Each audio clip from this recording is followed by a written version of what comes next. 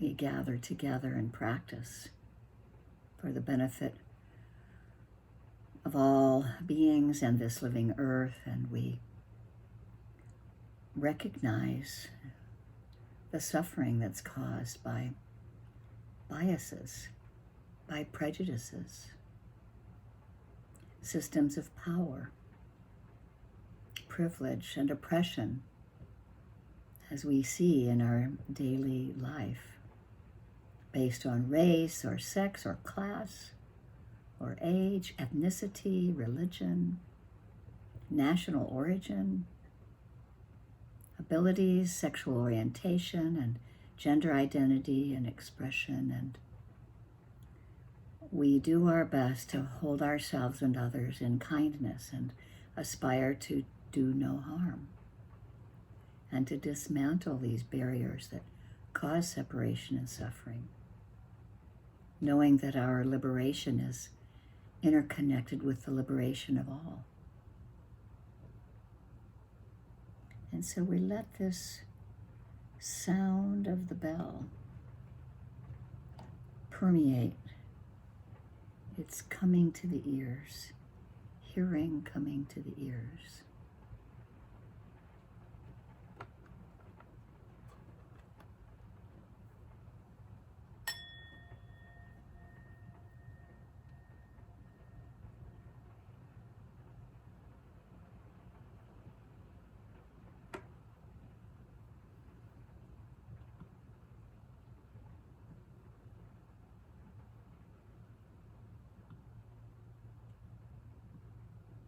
So much goes on all around us, and what we really know to be true is what we can see for ourselves. We settle for a moment or two, a few moments at a time in our comfortable, maybe familiar to us, sitting place to bring together our hearts, our minds, our bodies.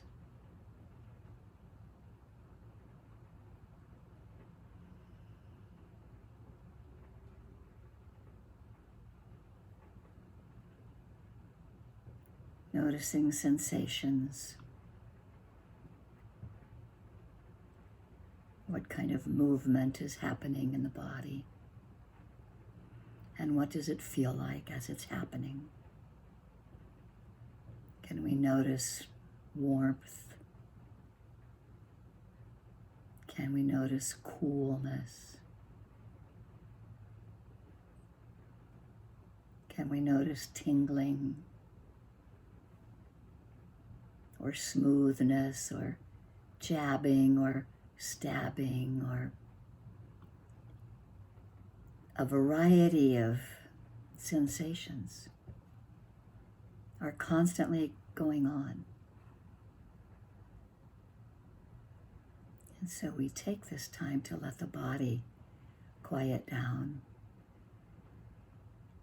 let the mind settle.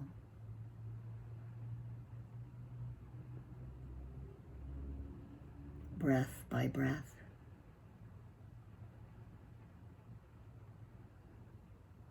Bringing our attention on a single anchor. What is it that we might feel the most? Where do we feel it? Is it a touch point? Can we focus our breath at the nostrils? Or can we focus it at the diaphragm? Or if we have a hard time focusing, we can notice restlessness happening or anxiousness happening. Whatever is happening is what mindfulness is seeing. We bring mindfulness to whatever is happening.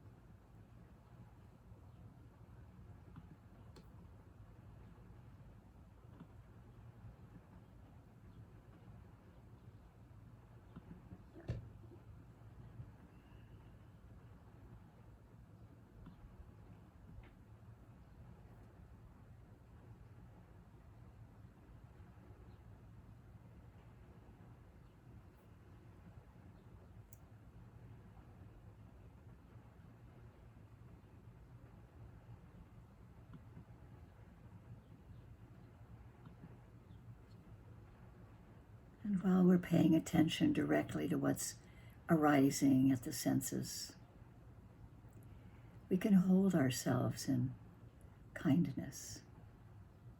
We can hold ourselves gently.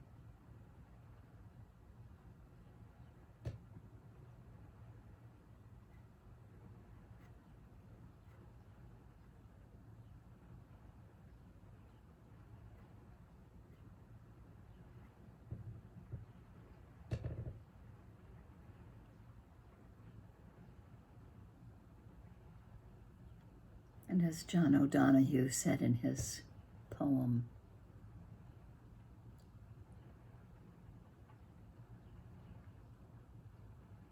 that while we enjoy the privilege of peace, may we not forget our tormented brothers and sisters.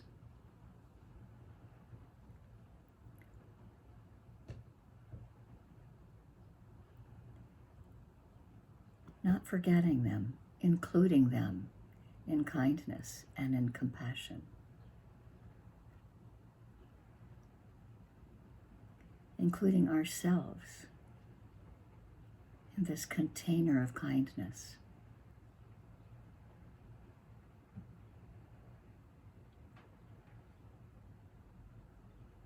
May I notice and be with ease.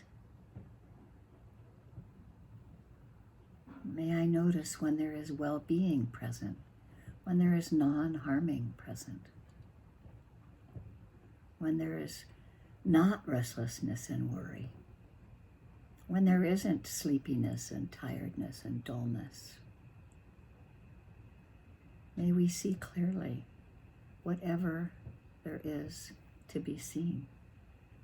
Call from unknown.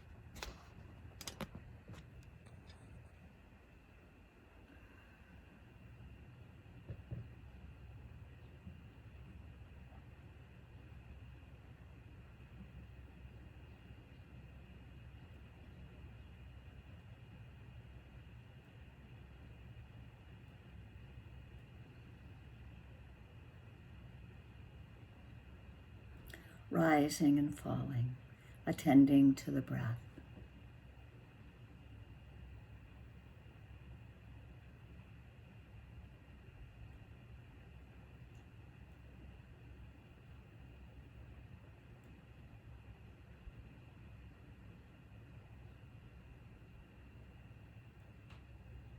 Or noticing the touch point. Is there pressure there? Is there warmth? Is there heat, coolness? What sensations arise? This bringing the heart and mind back to a single place of attention is that training. It's that training of bringing some structure to the chaos in our hearts and minds. It's the discipline that we slowly develop to keep from falling into extremes. And we know what it's like when it's not developed and we're lost and confused and sort of out of control. And we really can see the benefit of this kind of steady, kind attention to what's happening in the heart and in the mind. Noticing when we fall into extremes and yet coming back to that anchor of the breath or the touch point, just to begin again with ease, with kindness, with calmness.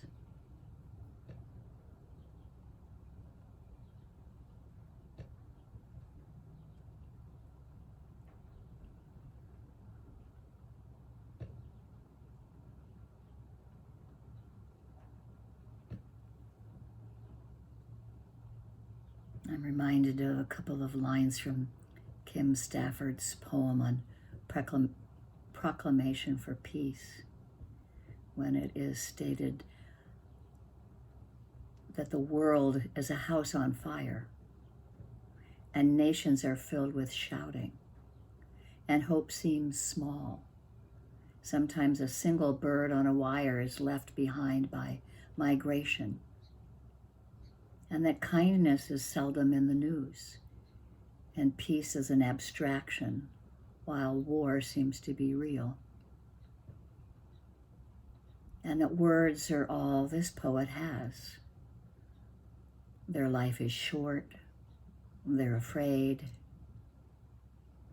but they are free despite all the fire and the anger and the fear. And so they resolve that a song, not yet made, shall be vocation, and peaceful words the work of their remaining days. May we hold ourselves in this kind of peacefulness as we watch whatever arises in the heart and the mind flow as a stream flows by. Present to what is.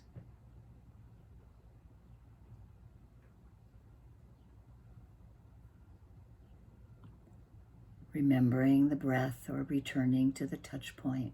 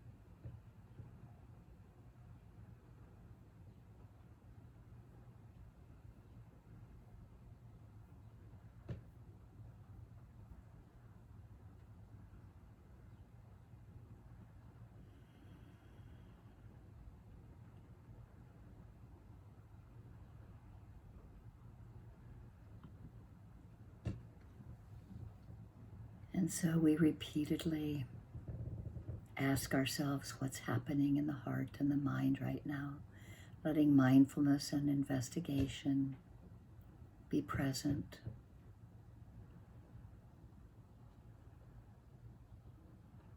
As mindfulness arises, awareness arises.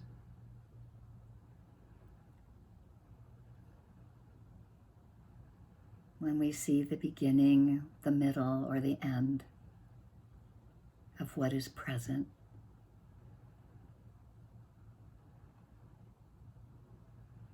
we can begin to see the impermanent nature of everything that arises due to conditions, stays for its allotted amount of time. Maybe we can stay present with it and even see it when it leaves. Really beginning to understand deeply the causes of our own suffering. When we see the object arise in the mind or the sensation arise in the body, we can notice its sensations. We can notice the Vedana, the feeling tone of pleasant or unpleasant or neutral. Mindfulness is strengthening our ability to see clearly. And as Thomas King in The Truth About Stories, a Native Narrative, said, one way or another, we're living the stories planted in us early or along the way. Or we are also living the stories we planted, knowingly or unknowingly, in ourselves. And so we are planting new stories in ourselves. We're tilling new ground, uprooting what doesn't serve us and letting it go, or watching it go. Being attentive when things fall away.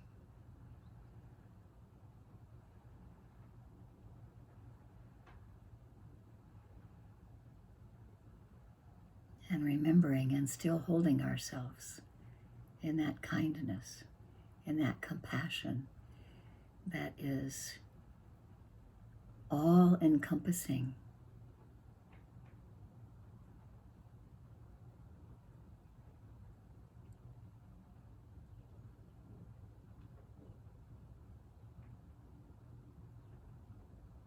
As we begin to see the inability to really cling to anything, that it has no solid sense of self,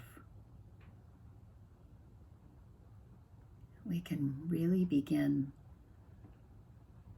clearly knowing, not me, not mine, not about me. Present, not flinching or turning away, but not grasping either.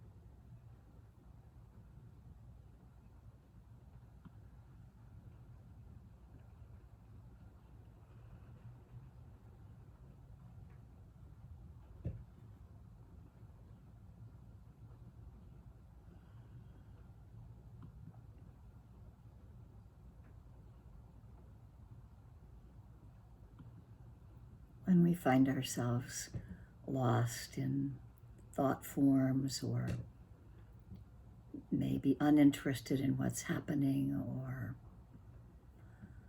caught in a cycle of thought formations, we can just return again to that anchor of the breath or the touch point.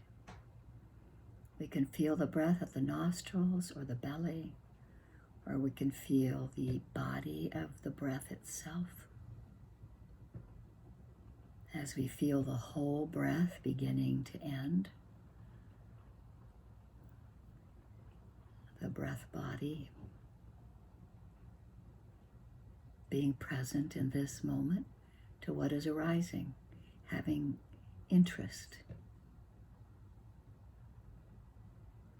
This is what's happening now.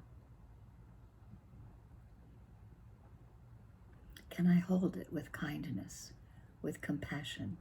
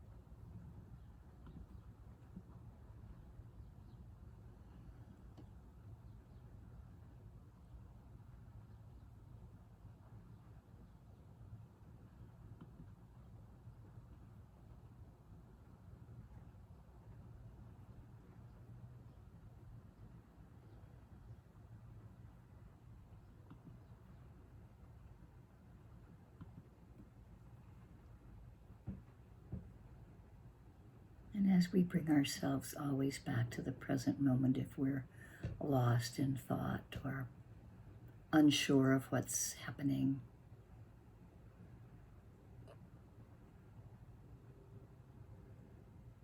we can be reminded from Robin Wall Kimmerer from Braiding Sweetgrass, the book on indigenous wisdom and scientific knowledge and the teachings of plants.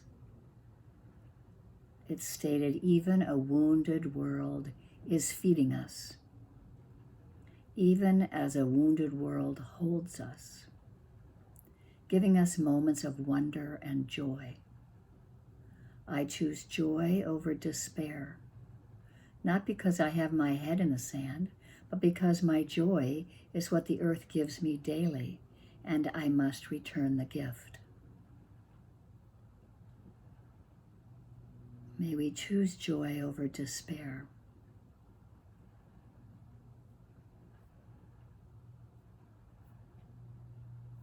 As we hold ourselves in kindness.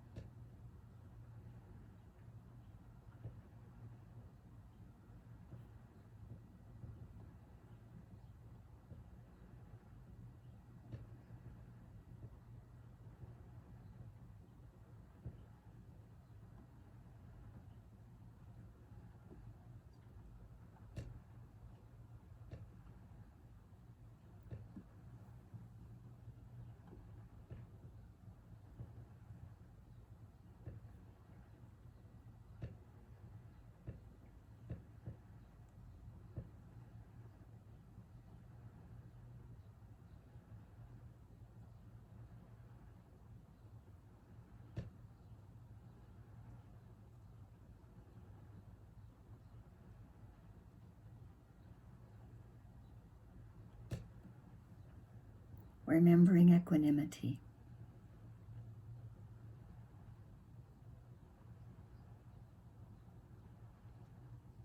Holding ourselves in kindness and acknowledging joy. Just the joy in waking up again to this present moment, letting go of some thought form or sensation that might pull us away from the present moment.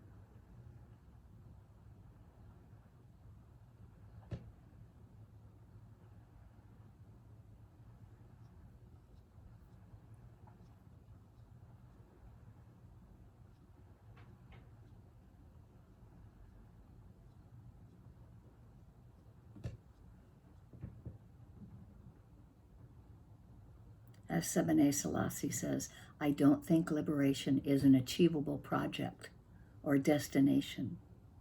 Freedom is not an object. Getting free is a process. May we engage in this process of getting free, not as an achievable project or a destination, but as a process, one breath at a time, one acknowledgement of being mindful, one moment of freedom when we have this continuity of awareness, holding ourselves in kindness, treating ourselves with compassion when things are challenging. The simple process of non-harming, being kind to ourselves. And as we feel we can develop it, sometimes we need to stay just with ourselves for a long time. May I have ease and well-being, be free from harm.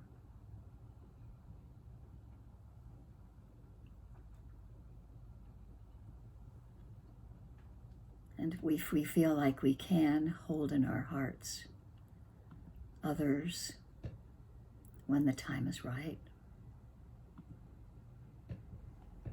We may allow others to occupy that space of our heart and mind.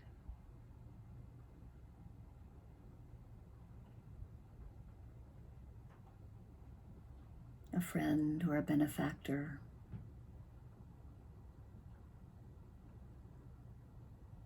perhaps a neutral person.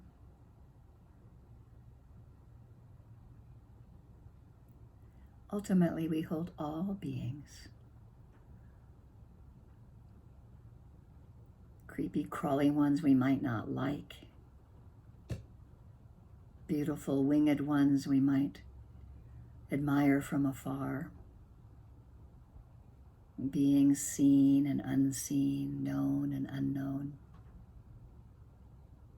But this isn't a forced acceptance of others. It's just the opportunity of allowing this kindness to be reflected from others. It helps really build our own sense of well-being for ourselves while including others.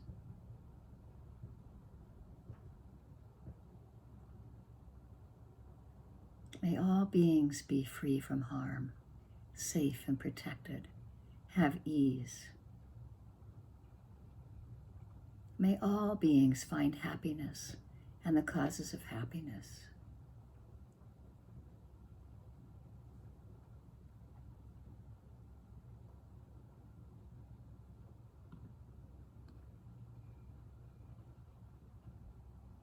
May all beings have freedom from affliction, freedom from hostility, and freedom from ill will, and may they maintain well-being in themselves. May all beings be released of all suffering.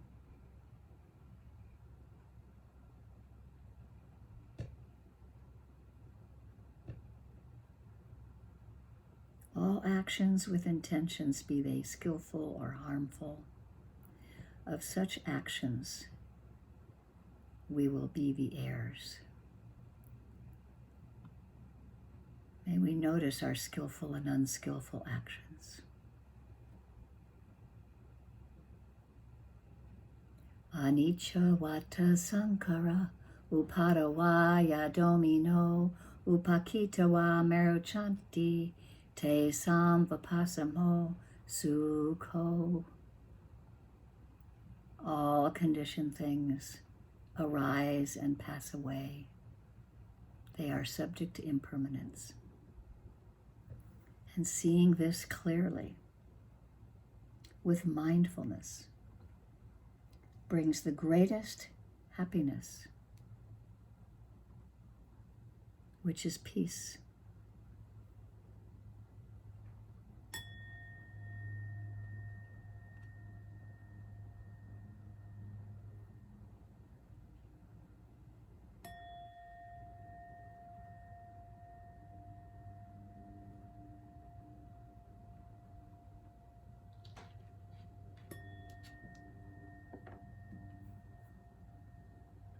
May the goodness of this practice be of benefit to all sentient beings, and that includes us. This goodness, this time that we take, this privilege that we have of being here in this lifetime and experiencing the Dharma and having the time to attend to our inner hearts and minds toward freedom. It's of great benefit to others as well.